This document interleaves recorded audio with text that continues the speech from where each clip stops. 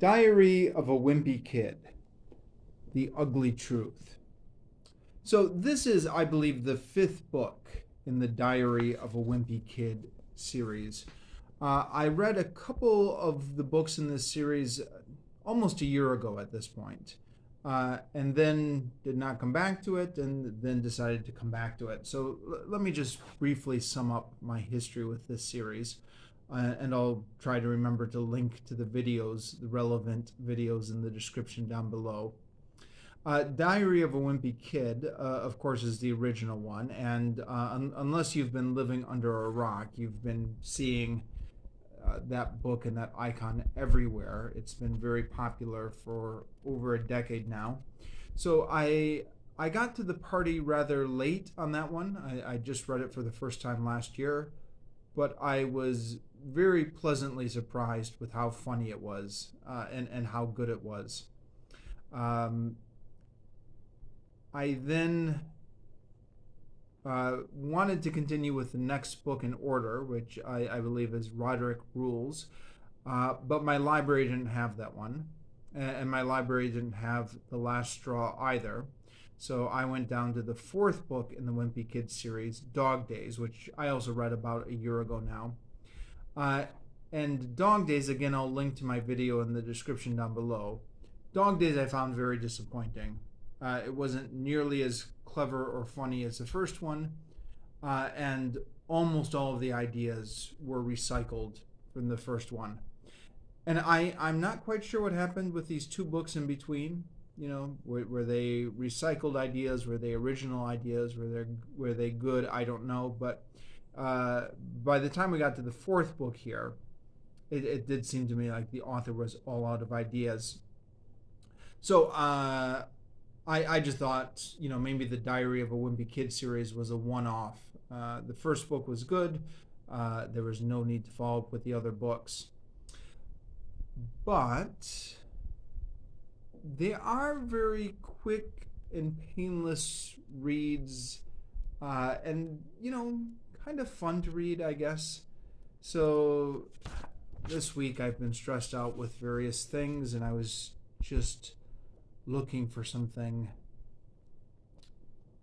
light and easy and painless to read like this. So I thought I'd give this series another try and got this one out of my library.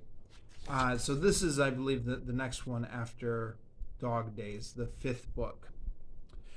And this is probably going to be a pretty short review because there's really not that much new to say at this point. Yes, a lot of this is repeated from previous books. I think the author, this is a classic case perhaps of where the author used all his best ideas in the first book and then has been trying to find filler for all the subsequent books. And yet, there were some interesting jokes here. It's so easy to read and painless to read, and it's interesting for what it is. There's always some sort of conflict set up, and it's going to resolve itself in some sort of cringe way. So you're a little bit hooked turning the pages, trying to find out what that cringe ends up being. And half the time it ends up being something completely ridiculous or unrealistic. Some of the times it is something that perhaps kids could relate to, or those of us who are older can relate to it from our memories. But it's mildly interesting for what it is. Yeah, that's pretty much the review. It's just like the last book in the series I read, essentially the Dog Days one. It starts off. So it's been almost 2.5 weeks since me and my ex-best friend, Rolly Jefferson, had our big fight, and I thought, oh, come on. That was the plot of Diary of a Wimpy Kid. That was also the plot of Diary of a Wimpy Kid, Dog Days. He and his best friend have a fight, and then the book is about them reconciling. That's like now.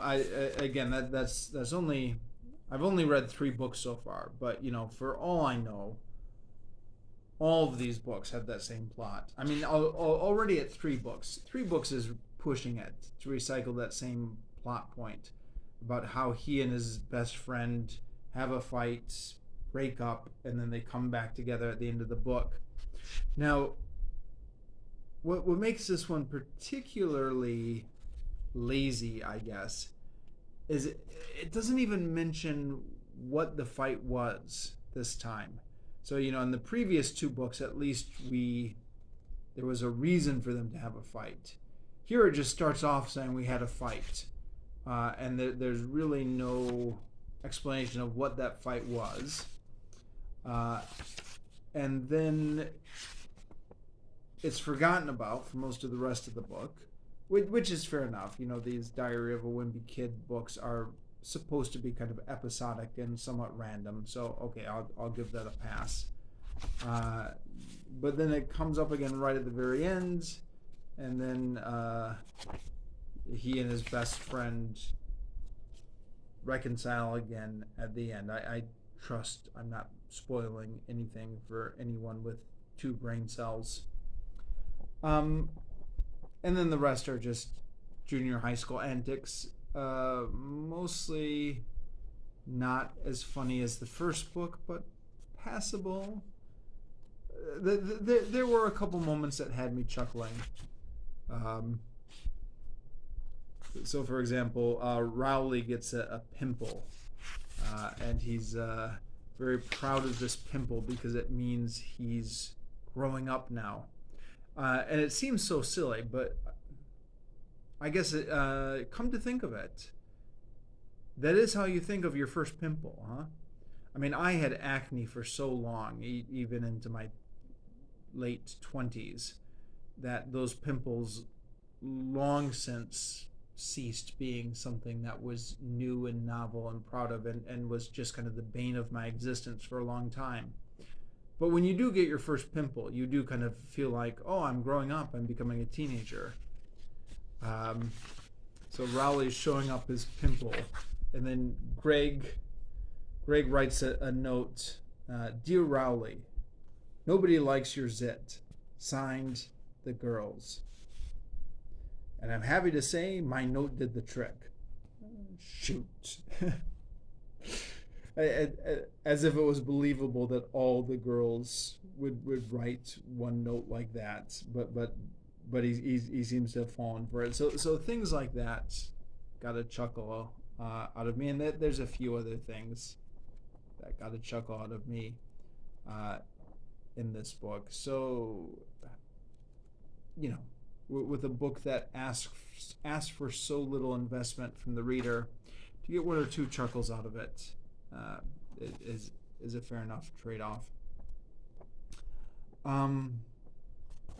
There's one of the plots is about a maid who never does any work that gets hired. What else is there? They go to a lock-in. Where is it? Now, I remember a few lock-ins in my middle school and high school days that were organized by the church youth group, which I think is the way it's traditionally organized, right? Church youth groups. But I guess for people who don't grow up in the church, maybe the school does it. And all the kids at the lock-ins just have their devices. And they're just constantly addicted to the devices, so finally the principal takes the devices. Now, this, and there's a couple other references to these kind of device addictions throughout the book, which is something I did not personally grow up with, nor for that matter did the author of this book, Jeff Kinney. I was just looking him up at Wikipedia, and he's over half a decade older than me. So he's obviously not going off of his own memories here. But anyone who's spent any time at all with kids these days, or teenagers these days, I think it does not take them very long at all to figure out that device addiction is a big problem. So that's now written into the stories. I don't believe that the device addiction was a plot point or figured in the first book, but the first book actually came out in 2007. And when did the first smartphone come out? 2008 is my memory, maybe 2007. But they didn't become popular till a couple years after that. So maybe that's why they or maybe my memory's playing me wrong. Were they in the first book? References to smartphones and stuff like that. But now, yeah, there's references to the kids being addicted. So they've confiscated all the devices, and now they're handing out these Polaroid cameras. So it says, when she handed out the cameras, there was practically a riot, since it had been almost 2 hours since any of us had access to any kind of technology. This reminds me of some of the teenagers I am in contact with. That kind of addiction to device sounds like the way it is now.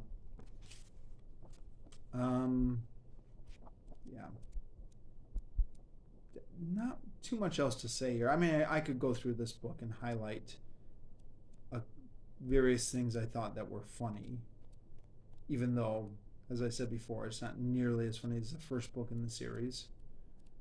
But I could also just stop this review here and call it good, huh? I think I'll just call it good here.